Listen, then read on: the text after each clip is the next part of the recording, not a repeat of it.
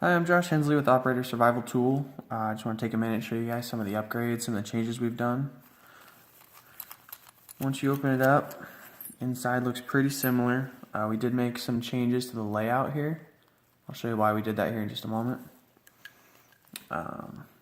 Basically, inside looks pretty familiar. We still have our flint rod. Nothing really changed there. With our sharpening rod here, we upgraded to a ceramic. It's a medium ceramic stone. So it's going to have a longer life and it's going to give you a better sharpen on your knives. So we upgraded that part. Then the scraper piece itself, we started using a D2 steel. If you know that from the knife world at all, it's a high chrome and high carbon steel. So it gives us a better spark, and the high chrome will actually make sure that it won't rust, or that it's not very easy to rust. You'll see if you know the original OST, we moved some things around, but I just want to take a minute to show you guys how it works in case you are unaware of the original OST. I like using that little hook there to take out the cotter pin.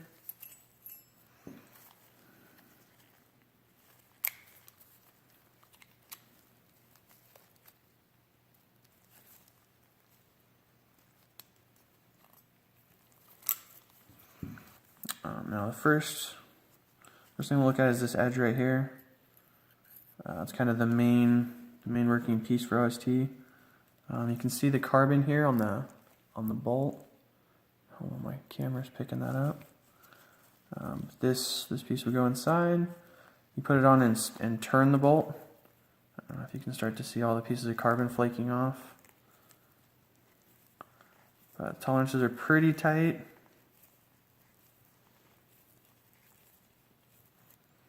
So much cleaner afterwards. You can see it actually built up there on the piece itself.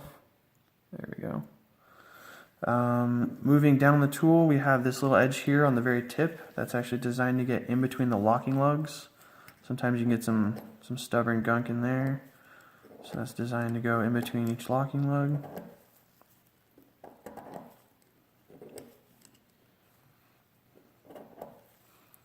Scrape some dirt off of there. Moving down, we have this figure 8 right here. It's actually used for the firing pin. This pin isn't too bad down here on the rim on the inside.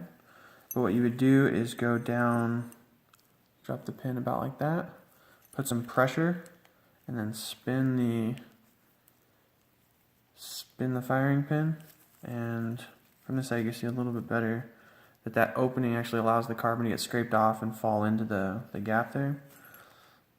And you actually want to use both sides because of the differences in firing pins. There's different edges as it meets up with the base of it here. So you just give this a couple rings. Yeah, that firing pin wasn't too bad anyway. There's that. The hex head, we left that, so if you have any scope rings that keep coming loose, all you need to do is remember to bring the screwdriver bit itself and stick that inside, and now it acts like a T-handle. You can get a little torque and turn on the screwdriver bit itself. Now you guys can see that we brought up the bottle cap opener, and what that did is it gave us more surface area here and here that we used for the bolt carrier itself. So now this fits down inside and it gets a little bit better contact down there. I'm just barely holding, if you can see that in the camera, just holding the back end of it and give it a couple turns. And you can see we pulled a little bit of carbon out of the inside. Like I said, this bolt really wasn't too bad, but this will clean inside here much better. Because of the design, the way this needs to fit in here, we were left with this little nub. And instead of leaving it plain, what we decided to do was grind it out of 45. If you guys can see it right there. And what that does is it gives you kind of a pry tool, because that seems to be pretty popular right now. Everybody wants to have a pry tool on them. And then we V-notched it, and that way you could actually use it to pull nails as well. It makes it a little bit easier. So those are most of the main features here for the OST scraper tool. And if you guys were unaware, the back end here, this was the main compartment. The back end is what I've been calling fingers that grab onto the flint rod. Where'd my cap go? you put on the compression cap that has a hole in it.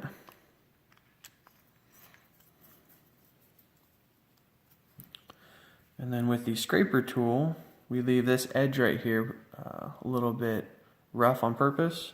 I don't know how well the camera's going to capture it, but throws a lot more sparks.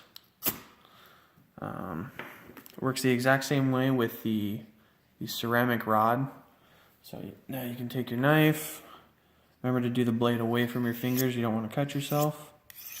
And you can use your now ceramic knife sharpening stone.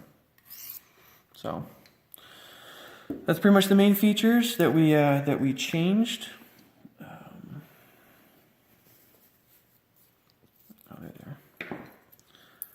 Like I was saying, we left a little bit of different room in here. The way we did our layout, there's actually a bit of a gap here where the scraper goes, and we did that on purpose. What we're doing now is allowing for these. They're real thin pieces of metal, and they're laser cut to whatever design we want them to. This one happens to be fish hooks, and these are the exact same size as the outer dimensions of the scraper tool.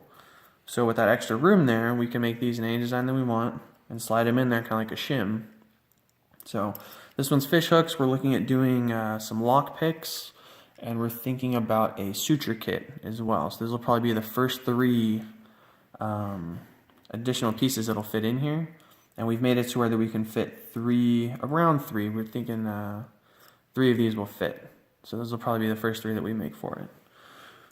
So anyway, I just want to show you guys some of the upgrades we just did, some of the things that are coming up with those shims, the fishing hooks, and just say thank you, appreciate all your guys' support, and I hope you like the new upgrades.